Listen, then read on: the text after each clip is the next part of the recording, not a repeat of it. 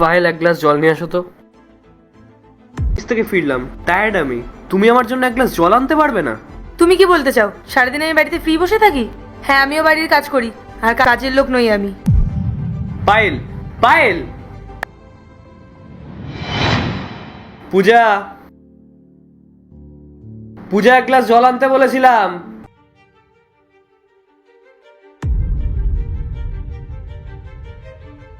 কি এটা জলের মধ্যে? জল ভরার সময় চোখে দেখতে পাওনি?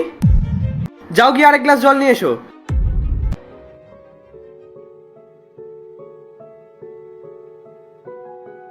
আমি অফিসে যাচ্ছি, আমার ব্যাগ আর জুতোটা একটু এনে দাও না। কি কি বললে তুমি?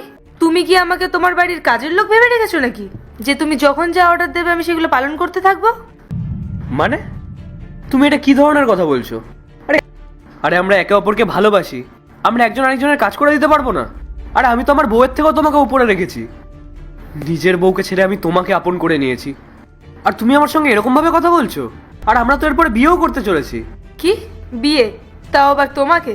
তোমার মাথা ঠিক আছে তো? যে মেয়েটা তোমাকে এতটা ভালোবাসতো তুমি তার হতে পারলে না, তুমি আমার কি করে হবে? কালকে অন্য কোনো মেয়েকে যদি তুমি ভালোবেসে ফেলো, তুমি তো আবার তার কাছে চলে যাবে। শোনো, এসব বিয়ে টিয়ে মাথা থেকে বের করে দাও। বন্ধুরা, তোমাকে সত্যিকারে ভালোবেসে থাকো তাহলে চ্যানেলটিকে একটি লাইক, একটি সাবস্ক্রাইব করে পাশেই থেকো।